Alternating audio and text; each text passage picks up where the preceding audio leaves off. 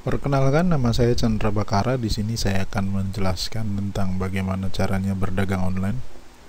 Sebelumnya perlu diperhatikan dulu media yang saya gunakan untuk berjalan online. Di sini ada Facebook, Twitter, Instagram, Blogspot, YouTube, WordPress, dan BBM. Nah, karena saya seorang pengajar, saya pesankan ketika belajar internet marketing ini, maka usahakan mencatat. Karena kenapa? Memori yang kita pakai untuk belajar itu cukup terbatas. Jadi ketika kita mencatat, minimal kita bisa mendokumentasikan apa yang kita catat.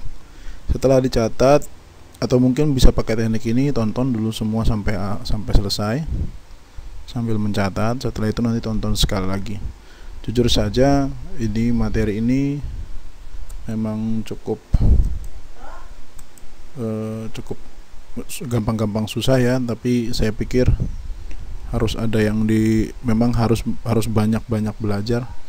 Dan untuk materi pertama, bab 1, silakan Anda boleh catat. Bab 1 saya menjelaskan tentang riset keyword dan riset produk. Tapi sebelum masuk ke riset keyword dan riset produk, kita perhatikan dulu ada beberapa mindset yang perlu diperhatikan ketika belajar internet marketing. Yang pertama adalah perlu diperhatikan bahwa internet marketing bukan jalan pintas cepat kaya. Karena jujur saja banyak orang yang setelah belajar akhirnya adalah mereka menyerah, karena di sini tentang internet marketing atau jenis bisnis online atau internet marketing itu banyak sekali cabangnya. Jadi akhirnya orang banyak kebingungan gitu, karena setelah dia tahu satu materi terus dia terima materi yang lain, dan terus akhirnya ketika tahu banyak materi ternyata hasilnya adalah mereka bingung mau nerapin yang mana untuk digunakan dalam mencari income tambahan. Nah, satu yang perlu diperhatikan bahwa internet marketing adalah bukan jalan pintas cepat kaya. Saya kadang-kadang begitu bingung dengan materi-materi atau dengan workshop atau ebook yang menjanjikan bahwa meningkatkan omset lewat internet marketing. Itu jujur saja itu bahasa marketing, dimana sebenarnya nggak seperti itu. Tapi ya memang kalau mereka tidak pakai cara seperti itu untuk menarik perhatian Anda untuk belajar, maka ya Anda tidak akan tertarik. Jadi saya bilangin itu memang cara untuk meningkatkan omset, tapi bukan jalan pintas. Tetap semua ada prosesnya. Kemudian internet marketing tidaklah mudah, jadi nggak gampang gitu tuh. Materinya tetap harus kita pahami, kita mengerti, terus kita praktekkan. Butuh banyak belajar ya, karena butuh banyak belajar. Kenapa? Materi-materi yang kita dapat kita bisa dapat dari mana saja. Dan kadang begini, ketika satu orang menemukan sebuah teknik dan teknik itu dia temukan secara otodidak atau dengan cara dia sendiri, kadang diterapkan pada orang lain nggak selalu bisa sama. Karena kenapa? Ada faktor-faktor di luar kesamaan teknik yang perlu diperhatikan. Misalkan gini, kita belajar dari satu guru, ternyata dari satu guru ini murid-murid mereka belajar dari satu guru yang sama, tapi ternyata hasilnya beda. Padahal mungkin jam belajarnya sama, waktu yang digunakan belajar sama gitu. Karena ada faktor di luar sana yang membedakan. Dan itu sorry saja, kadang-kadang saya tidak bisa jelaskan secara logika. Ada yang memang sudah bagian rezekinya untuk dapat cepat, ada yang memang dapatnya juga lebih lama. Jadi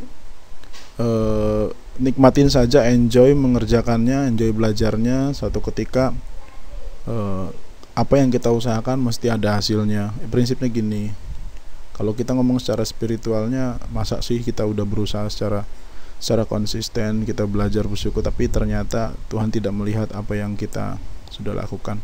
Kemudian untuk internet marketing butuh modal, baik waktu, tenaga, dan uang. Sebenarnya kalau mau menggunakan uang bisa dengan berikan di Google AdWords atau di Facebook Ads. Tapi kenyataan ketika saya mempelajari dua hal tersebut, Google AdWords dan Facebook Ads juga tidak mudah. Saya lebih senang memulai dengan hal yang simple, hal yang gratis dulu, yang memang kita lebih banyak mengeluarkan waktu, tenaga, dan uang mungkin untuk koneksi internet. Jadi tidak fear free ya. Tujuannya adalah supaya melatih kekonsistenan dan kreativitas kita. Orang belajar iklan sebenarnya itu bisa aja langsung, tapi kadang setelah belajar iklan ada hal lain yang mereka lupa gitu tuh. Setelah orang belajar iklan ternyata mereka bingung cari produk. Setelah orang belajar iklan ternyata mereka tidak punya manajemen yang baik. Jadi mulailah dari nol. Nah, dari nol itu yaitu mulai dari pengetahuan sederhana yang kita punya atau pengetahuan yang kita punya, kemudian praktekkan.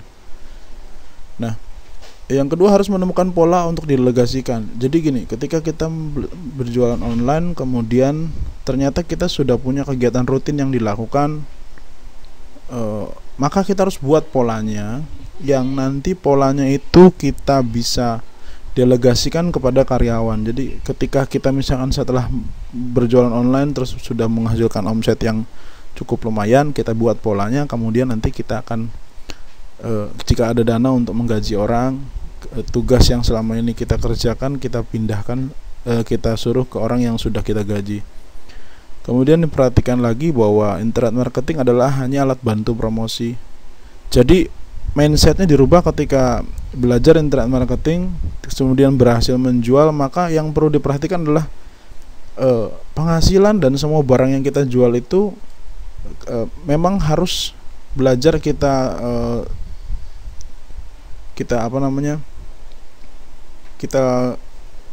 benar-benar kita adakan di dunia nyata gitu. Jadi kalau misalkan kita jualan kosmetik, ya kosmetik yang laku kita mulai belajar stok. Kemudian kita juga udah mulai belajar menyewa tempat. Jadi ketika kita berjualan di online, ternyata yang terjadi, contoh di Google, kita berjualan di Google, tahu-tahu ternyata di tahun yang akan datang, di era baru, Google bukanlah search engine yang dipakai orang untuk mencari hal-hal yang ingin dicari. Maka otomatis kalau kita bergantung dengan Google, yang terjadi adalah toko online kita tutup. Atau misalkan orang yang suka belajar berjualan online dengan Facebook, tahu-tahu Facebook ternyata tidak digunakan lagi. Nah, minimal setelah, kalau kita udah punya tempat beneran, itu kita udah punya lapak yang nyata, maka sekalipun online sudah berhenti, ya kita tetap punya reseller atau punya konsumen yang bisa berjualan lewat media yang lain. Nah, kemudian satu hal yang perlu diperhatikan adalah ada faktor X yang di luar sana yang kadang saya banyak menemukan. Saya punya teman, dia sebenarnya tidak ngerti ilmu internet marketing seperti apa. Kadang-kadang ilmu yang digunakan juga sederhana sekali. Nah, tapi setiap hari penjualannya luar biasa gitu. Dia kebetulan jualan laptop. Dia hanya main posting di 5 grup dan punya satu fanspage yang like-nya cuma 2000. Saya nggak habis akal ketika orang datang sama dia menjual laptop secondnya, kemudian dia bisa jual lagi ke orang lain dengan harga yang lebih tinggi, dan itu polanya setiap hari mesti ada saja yang datang. Sampai si teman saya ini ketakutan sekali ingin posting di grup lain. Sedangkan saya sendiri kadang-kadang mencoba ketika saya menggunakan bot untuk promosi di banyak grup, ternyata hasilnya tidak se-perfect dia atau tidak sebagus dia. Kemudian saya coba berpikir, apa sih sebenarnya faktornya kenapa dia yang menggunakan ilmu sederhana, saya yang menggunakan ilmu yang mungkin lebih baik dari dia, tapi ternyata rezekinya berbeda. Maka perlu diperhatikan juga bahwa ada faktor X di luar sana yang memang benar-benar kita perlu perhatikan. Maka di poin yang berikutnya adalah tetap berusaha dan berdoalah, karena niat adalah yang paling utama. Kenapa saya dengan dia itu berbeda? Ternyata suatu malam karena saya senang begadang, tiba-tiba saya chatting sama dia. Saya lihat dia jam 2 malam, dia sedang online. Akhirnya saya chatting sama teman saya ini, kemudian saya tanya, lagi apa bro? Saya bilang begitu. Ternyata dia bilang dia baru sholat malam.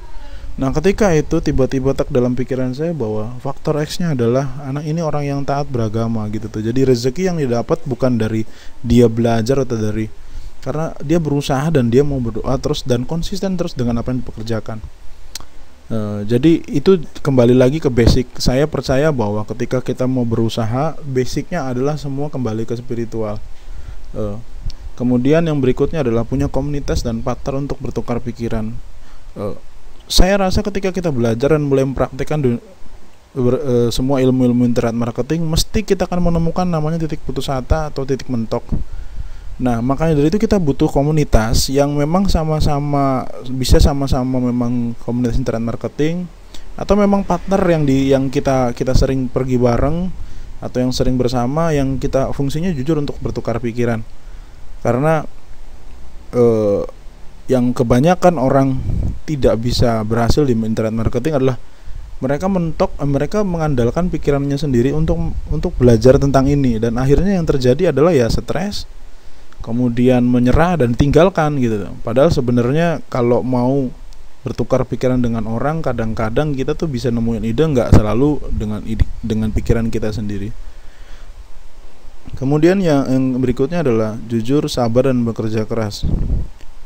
Sabar hubungannya nanti dengan customer service, dimana pertama Anda nanti berjualan online kemudian dapat customer pertama, Anda akan dihadapi dengan customer yang rewel, yang cuma tanya-tanya aja, dan di situ memang sabar dan jujur kita harus digunakan sampai akhirnya kita bisa ngelayani customer dengan hati. Memang sedikit rada aneh sih kalau misalkan ini dibahas, karena jujur saja customer itu kadang-kadang bisa tadinya tidak beli atau tanya-tanya, tapi bisa jadi beli karena memang cara kita menjawab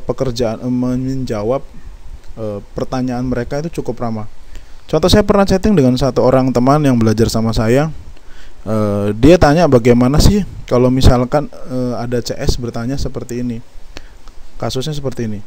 Dia jual barang online. Kebetulan sistem yang digunakan ada dropship. Dropship itu sistem, mungkin ada bisa searching di internet.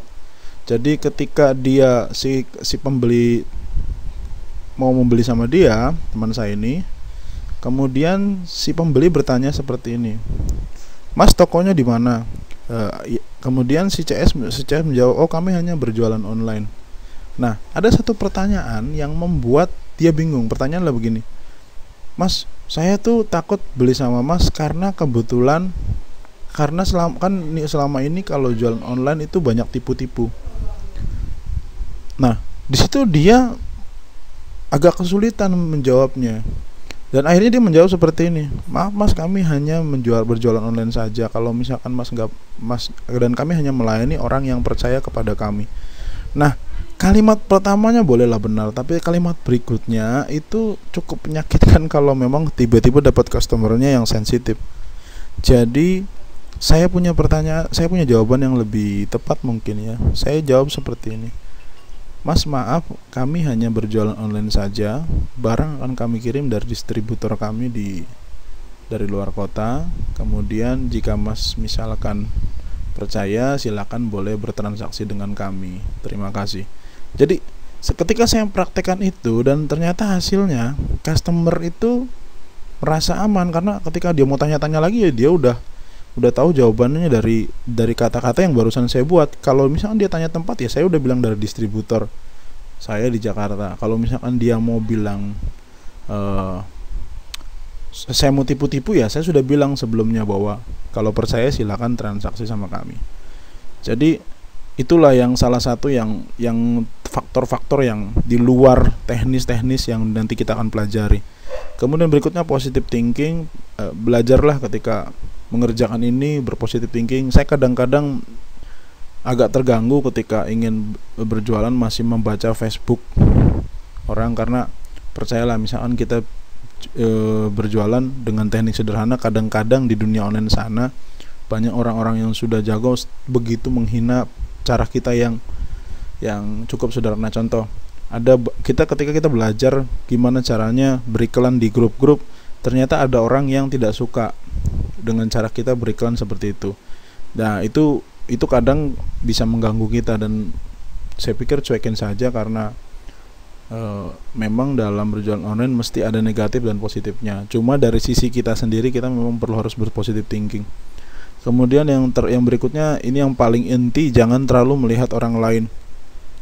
Kadang yang saya pelajari adalah ketika saya berteman dengan orang-orang yang sudah expert di bidangnya, mereka rata-rata pamer earning, kalau enggak mereka rata-rata berbicara tentang keberhasilannya. Kalau memang mentalnya tidak siap, saya rasa lebih baik tidak perlu melihat orang-orang seperti itu. 2 bulan pertama ketika saya belajar internet marketing, saya terganggu dengan orang-orang ini. Apalagi kalau misalkan yang terjadi adalah saya melihat anak yang masih muda, kemudian dia bisa berhasil di dunia internet marketing dengan earning yang yang sangat wah, saya bilang. Kadang-kadang di situ kita yang baru tahu kan merasa wah kayaknya telat nih saya belajar.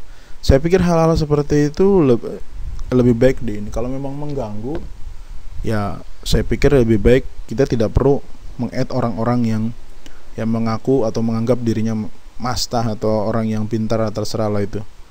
Di luar itu, dari hal-hal yang di atas, saya perlu ingatkan bahwa poin ketika kita putus asa, kita balik lagi ke mindsetnya, sehingga ketika kita mau belajar ini, percayalah bahwa apa yang kita pelajari itu memang apa yang kita pelajari dan berusaha dengan keras itu pasti ada hasilnya.